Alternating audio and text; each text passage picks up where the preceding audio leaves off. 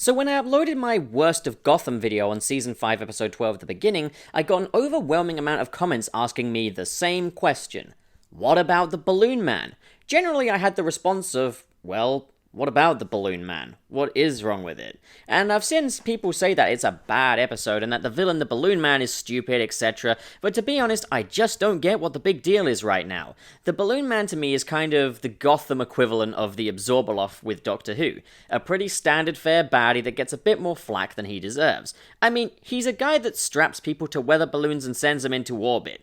Gotham is a show where a guy gets killed, comes back, has his face stapled back on after being removed, and uses gas to turn his twin brother evil. It's a show where Doctor Strange resurrected the psychotic former mayor of Gotham and tricked him into believing he was Azrael, an ancient assassin. But I guess, hey, weather balloons is too much for everybody. To be fair, it has been some time since I last watched this episode, so maybe my judgment is a little clouded. So this here is Season 1, Episode 3, The Balloon Man. Please do forgive me if I sound a little groggy, I'm just getting over a cold. The episode begins picking up after the events of the last episode with Oswald's return to Gotham City. He takes in his surroundings, sees nothing but crime, corruption, antisocial behavior, and he knows he's back in Gotham. So we see that an accountant called Ronald Danza has screwed over a number of citizens in Gotham out of a lot of money, and he looks to be in pretty deep trouble for it. But Danza's a pretty powerful man, he'll probably get away with it. As he heads into the streets of Gotham, a man in a pig mask is selling balloons and animal masks. Not sure if that's a reference to Professor Pig or not. He offers Danza a balloon and Danza declines. The man cuffs Danza to a balloon and he begins flying up as the press follow. We see as he's carried above the city, doomed to either fall to his death or die before that. Jim Gordon and Harvey Bullock investigate to find the Balloon Man's cart was filled with bricks to weigh down the weather balloons. Harvey is reluctant to investigate the case because he feels that Danza deserved what he got. With no body found and no sign of Danza, he's presumably dead. Back at the GCPD, Lieutenant Bill Cranston is introduced to Jim Gordon. Cranston is a lot more bullish and less civilized than Gordon and set in his ways, and to prove this, he shows Gordon his reward for years of service. As Cranston leaves, it sounds like he's beating up another cop with his award. Jim goes to speak with Bullock, stating that Cranston is just a thug. Neither Jim or Harvey are finding any further leads to Danza's murder. This episode sets up an interesting moral dilemma, and to be honest, I do find myself siding with Bullock this time. Bullock is not interested in finding the Balloon Man, partially because two of the people Danza swindled out of their life savings killed themselves because of the financial difficulties they'd be facing after that. The Balloon Man's first victim did, to be honest, deserve it, as far as Bullock is concerned, and I do have to agree. This does call all of Bullock's work into question, though. Bullock is affirmative that it was Mario Pepper that killed the Waynes, but Jim does not believe the case is closed just yet. Bullock is kind of a lazy cop, and that's what they're trying to get across here. Selina Kyle is brought over to Jim Gordon to be given protective housing, but Jim states that it is not time just yet because of her information relating to the Waynes case. So Selina recalls the crime scene at Crime Alley, claiming she did get a view of the face of the killer. Jim Gordon is skeptical about this. Selina tells Jim that she dumped a guy's wallet in the sewer grate to prove that she's telling the truth. Jim cuffs Selina to a nearby stairwell while he enters the sewer to find the wallet, where he discovers that Selina was telling the truth. While Jim is in the sewer, Selina escapes, much to Jim's frustration. So Detective Montoya and Alan go to visit Fish Mooney at her bar to question her about the whereabouts of Oswald Cobblepot, believing him to be dead. Fish and the detectives discuss Jim Gordon killing Penguin, and the possibility of Falcone ordering his death. We then cut back to Oswald laying low in Gotham City, counting his coins when he's sighted by a stranger.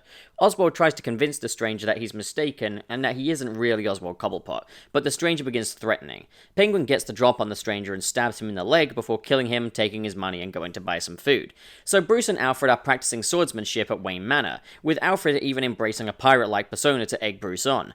Alfred stumbles upon the police file of the Wayne murders and questions why Bruce has possession of these. We see that Bruce is having some trouble trusting Jim Gordon to find his parents' killer and is taking very early steps to take matters into his own hands. So, Montoya and Alan arrive to question Jim Gordon about the murder of Penguin, and Gordon pleads his innocence and does not take kindly to them questioning him. Man, we really are back and forth with this episode, aren't we? Meanwhile, Penguin looks for work. Back at the GCPD, Harvey Bullock makes a connection between the Balloon Man, Oswald, and Mario Pepper. They all deserve their deaths. This episode really does explore the question, if a person deserves to die, should they be lawfully killed? I just don't see how people can say this is a bad episode when they simply dislike the concept of the Balloon Man himself. There's a great juxtaposition here between the straight cop and the bent one with Harvey and Jim. Already, this episode has that going for it. So while Oswald tries to get a new pair of shoes for the job he wants, Jim and Harvey interrogate the man who made the weather balloons, as used by the Balloon Man. The balloons were stolen by an ex-employee, and the producer just wants the balloons back as they're expensive. So back in the city, we see that Jim Gordon was very much correct about Lieutenant Cranston, who is attacking a man over a drug deal involving himself. A man with a hot dog cart approaches Cranston, offering him a hot dog, and he's attacked by Cranston. The hot dog man fights back and attaches Cranston to a weather balloon. The Balloon Man strikes again. Back at Wayne Manor, Alfred is concerned about Bruce not eating. Back at his home, Jim Gordon is getting ready for work, and Barbara is concerned about the Balloon Man killing cops and the potential threat to Jim's life. But Jim is more concerned about the ethics of the GCPD, being as when Danza died, nobody cared, but when Cranston died, the case suddenly received the support it needs. On the news, we see that Gotham is supporting the actions of the Balloon Man, while Jim and Bullock report to Commissioner Essen. Okay, I will admit something right now. I've forgotten just how choppy the pacing was in these early Season 1 episodes. There are scenes that literally last seconds before cutting back to somewhere else. So Harvey sets out to catch the Balloon Man and begins schmoozing with Gotham's underworld, fighting dirty, doing what he must to get by, while Jim Gordon watches onwards full of doubt in Harvey as a cop. We do get a comedic moment though, where it looks as though Bullock has just been speaking to an informant, when it turns out he was just getting a burrito. So after mugging a guy, Oswald now has his shoes and is working the job in the kitchen for Sal Maroni, and he realizes a whole lot of new advantage. And then we're back at the GCPD, again, looking for Carl Snipers, the ex-employee of a man who made the weather balloons, and the GCPD are ambushed immediately. But then we cut back to Fish Mooney's club! Can we just do one thing for more than a few seconds, Gotham? Now, to be honest, I don't mind this as much when I'm just watching the episode, casually. But it makes writing a scene-by-scene review on the episode extremely difficult to keep up with.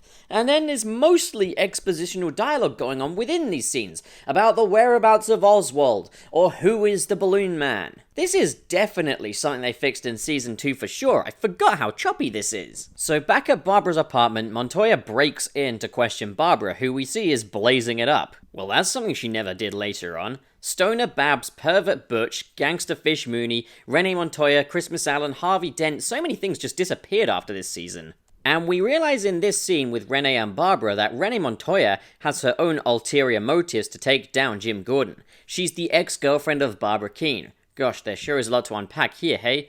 But never mind that, the Balloon Man has struck again, this time killing a perverted priest who made a name for himself with sexual abuse. So we established that Carl sold the balloons to somebody else, and Carl tells the GCPD that the bodies of the victims will fall. We do get a really hilarious and macabre scene of an old lady walking her dog before a dead body just falls on her head, and it's the body of Cranston. And as Jim looks into the property Cranston had in his pockets at the time, he realizes who the Balloon Man is. So back at Maroni's favourite restaurant, Maroni clocks Oswald listening into his conversation, but takes a liking to Oswald when Oswald tells him about his mother, albeit with a made-up alias to protect his identity. Back at the GCPD, Jim has identified the Balloon Man as David Lamond, a member of Junior Services at the GCPD. I guess I'll just give my opinion on this so far.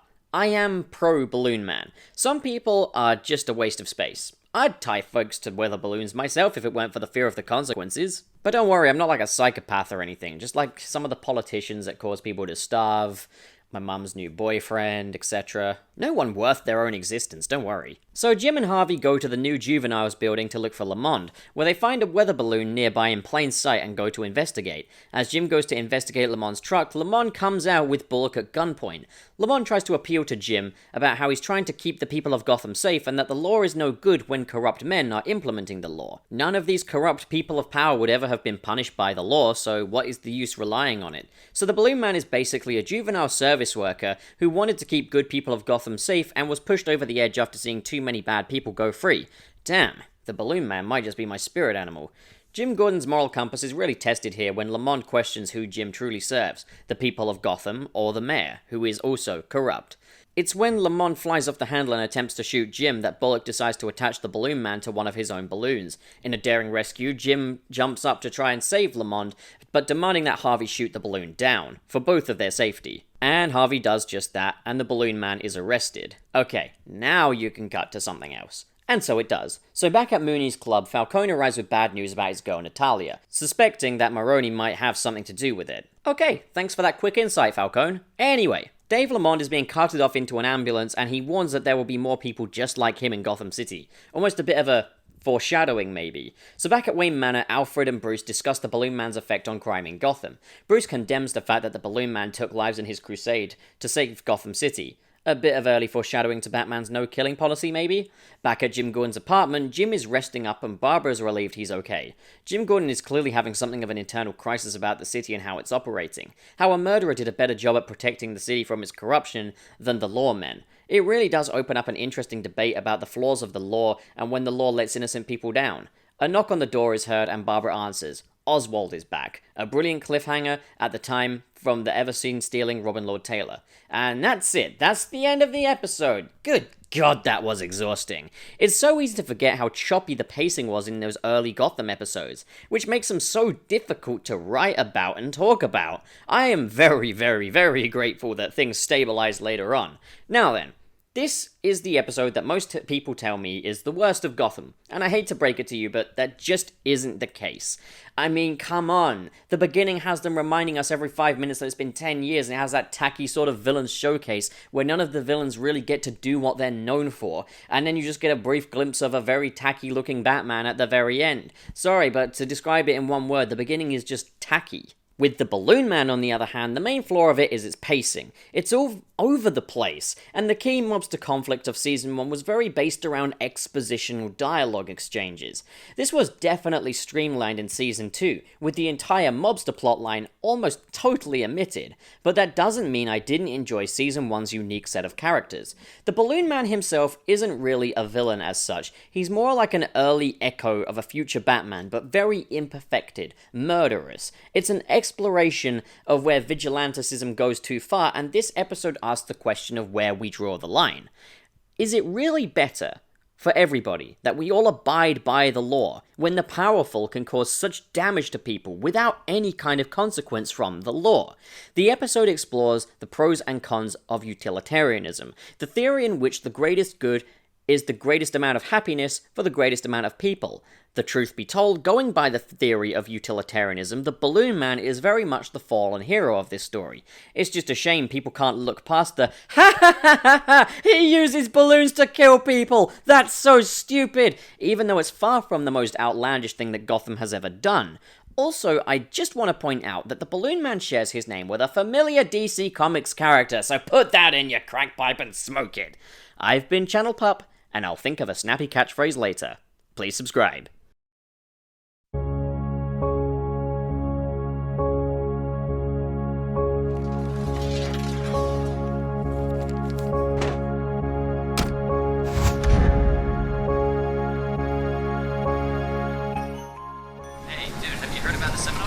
No, what about it? It's cancelled, dude.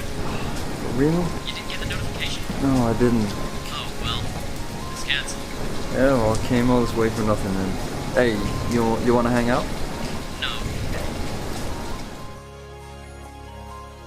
I just heard there was a gunman. Tracy, you gotta get out of there. Tracy? Tracy.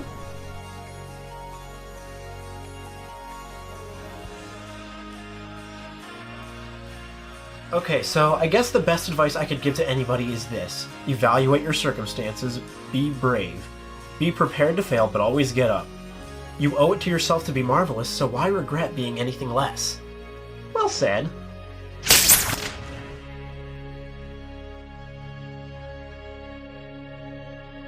I'll see you around, buddy.